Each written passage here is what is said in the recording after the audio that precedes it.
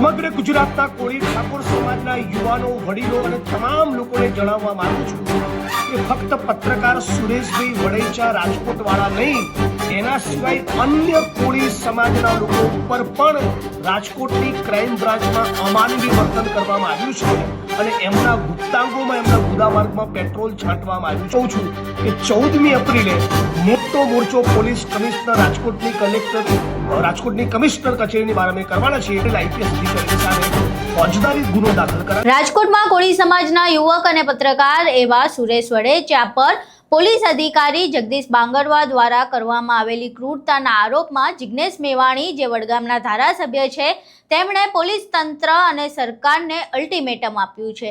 અને આ અલ્ટિમેટમમાં કોળી સમાજના આગેવાન અને દિગ્ગજ નેતા એવા ચિરાગ ઝાલાએ પણ જિગ્નેશ મેવાણીને સમર્થન આપ્યું છે.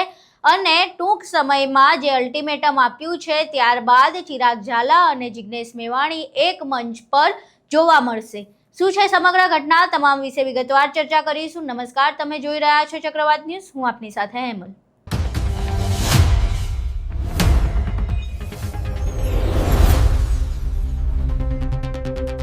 રાજકોટમાં કોળી સમાજના યુવક અને પત્રકાર એવા સુરેશ વડેચા પર જે પોલીસ અધિકારી જગદીશ બાંગરવા છે તેમના દ્વારા ક્રૂરતા આચરવામાં આવી હતી અને એટલી અમાનવીય ક્રૂરતા આચરવામાં આવી કે જે કદાચ વર્ણવી અથવા તો વિચારવી પણ ખૂબ જ અઘરી પડે. પત્રકાર દ્વારા આ સમગ્ર મામલે જે પોલીસ અધિકારી છે જગદીશ બાંગરવા, તેમના ઉપર આવા ગંભીર આરોપો લગાવવામાં આવ્યા છે. આ ગંભીર આરોપો છતાં પોલીસ તંત્ર દ્વારા હજુ સુધી અધિકારી ઉપર કોઈ પણ કાર્યવાહી કરવામાં આવી નથી.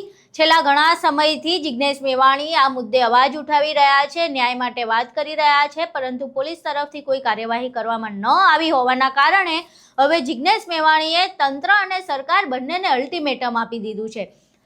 જિગ્નેશ મેવાણીએ 14 એપ્રિલ સુધીનો સમય આપ્યો છે અને કહ્યું છે કે જો ત્યાં સુધીમાં કોઈ કાર્યવાહી નહીં કરવામાં આવે તો પછી 14 એપ્રિલ એટલે કે આંબેડકર જયંતિના દિવસે રાજકોટની કમિશનર કચેરીએ જવામાં આવશે અને ત્યાં જઈને મોટી સભા કરી ત્યાં આવેદનપત્ર આપવામાં આવશે. મોટા પ્રમાણમાં લોકો એકઠા થઈને કમિશનર કચેરીએ જશે અને ત્યાં જગદીશ બાંગરવા સામે પોલીસ ફરિયાદ નોંધાવવાની વાત કરવામાં આવી છે. શું છે સમગ્ર મામલો, આ વિશે જિગ્નેશ મેવાણી શું કહી રહ્યા છે, પહેલા જિગ્નેશ મેવાણીને સાંભળીએ. સમગ્ર ગુજરાતના કોળી ઠાકોર સમાજના યુવાનો, વડીલો અને તમામ લોકોને જણાવવા માંગુ છું કે ફક્ત પત્રકાર સુરેશભાઈ વડેચા રાજકોટ વાળા નહીં, એના સિવાય અન્ય કોળી સમાજના લોકો ઉપર પણ રાજકોટની ક્રાઇમ બ્રાન્ચમાં અમાનવી વર્તન કરવામાં આવ્યું છે અને એમના ગુપ્તાંગોમાં, એમના ગુદામાર્ગમાં પેટ્રોલ છાંટવામાં આવ્યું છે. ફક્ત એક કોળી સમાજના વ્યક્તિની વાત નથી. અને એટલા માટે કહું છું કે 14મી એપ્રિલે મોટો મોરચો પોલીસ કમિશનર રાજકોટની કમિશનર કચેરીની બહાર અમે કરવાના છીએ.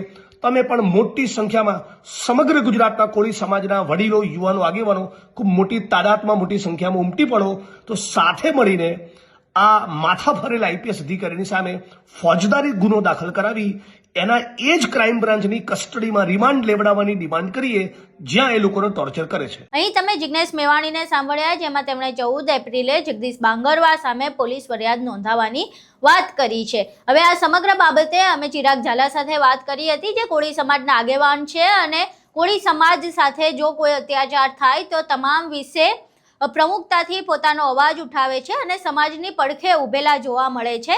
સમગ્ર બાબતે અમે ચિરાગ ઝાલા સાથે વાત કરી ત્યારે ચિરાગ ઝાલાએ જણાવ્યું કે હું 100% જિગ્નેશ મેવાણીની સાથે ઊભો રહેવાનો છું. 14 એપ્રિલે એમની સાથે જઈશ અને આ તમામ બાબતે મારી જિગ્નેશ મેવાણી સાથે વાત પણ થઈ ચૂકી છે. અહીં સાંભળીએ ચિરાગ ઝાલા આ સમગ્ર બાબતે શું કહી રહ્યા છે.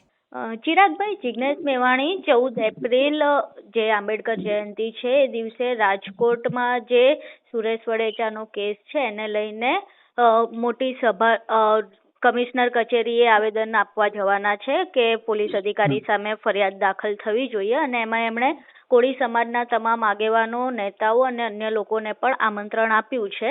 તો કોળી સમાજના એક આગેવાન તરીકે તમે 14 એપ્રિલે ત્યાં જશો? હા, કેમ નહીં.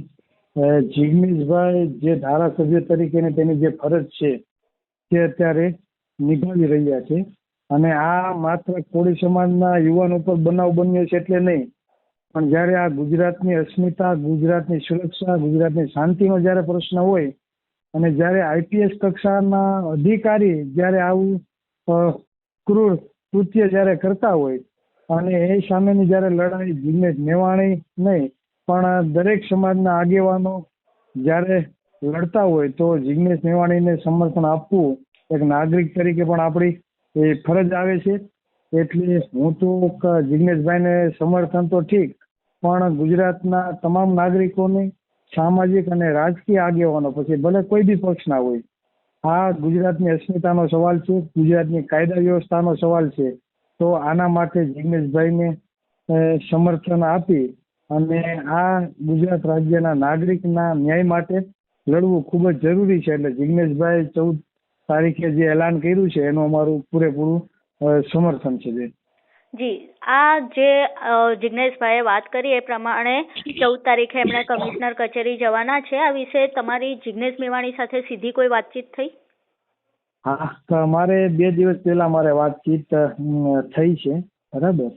અને આ ન્યાયિક લડતમાં જિગ્નેશ મેવાણીને જે પણ રાજકીય આગેવાનો હશે આ લડતમાં જે ખુલીને આવશે એનું એક આગેવાન તરીકે, સામાજિક આગેવાન તરીકે અમારો સંપૂર્ણપણે ટેકો હશે. કેમ કે આ લડાઈ અન્યાય સામેની છે, તો ન્યાયિક લડતમાં સહભાગી થવું એ આ દેશના નાગરિક તરીકે પણ અમારી ફરજ આવે છે.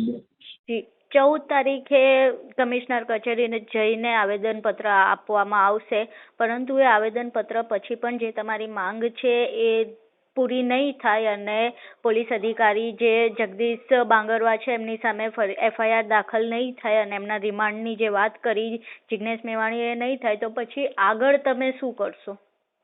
અમારી ઓલરેડી લડત ચાલુ જ છે બેન. આની પહેલા પણ ઘણા બધા બનાવો બન્યા છે. અમે આગામી દિવસોમાં 2027માં જે ચાલુ સરકારના રાજમાં જે સત્તાના જોરે જે તાનાશાહી ચાલી રહી છે, આ સરકારને 2027માં ફરી પાછી ખુરશી ઉપર નહીં બેસવા દેવા માટેની અમારી જે લડત ચાલુ છે, બરાબર, તે ચાલુ જ રહેશે. કેમ કે વારંવાર અન્યાય થતો હોય તો આ સત્તાને જડમૂળમાંથી ઉખેડી નાખવી જોઈએ.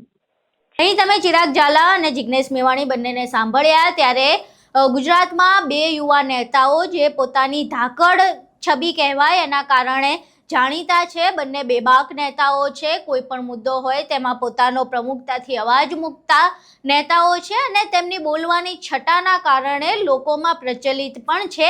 એવા જો કોળી સમાજના અને દલિત સમાજના 2 નેતાઓ એક મંચ ઉપર ભેગા થાય અને 14 એપ્રિલે શું કરે છે તે જોવું રહ્યું. જો કે લોકોને પણ ઉત્સુકતા છે કે 2 જે યુવા નેતાઓ છે, બેબાક કહેવાતા નેતાઓ છે, એક સાથે આવશે તો પછી શું થશે. સમગ્ર બાબતે તમે બંને યુવા નેતાઓને સાંભળ્યા. હવે આ જે કેસ છે તેને લઈને તમારું શું માનવું છે? 2 નેતાઓ જે એક સાથે એક મંચ પર આવવાના છે તે વિશે તમારું શું માનવું છે? તમારા મંતવ્યો અમને કોમેન્ટ બોક્સમાં જરૂર જણાવજો. વિડીયો પસંદ આવ્યો હોય તો વિડીયોને લાઇક કરજો, શેર કરજો અને ચેનલને સબસ્ક્રાઇબ કરવાનું ભૂલશો નહીં. નમસ્કાર.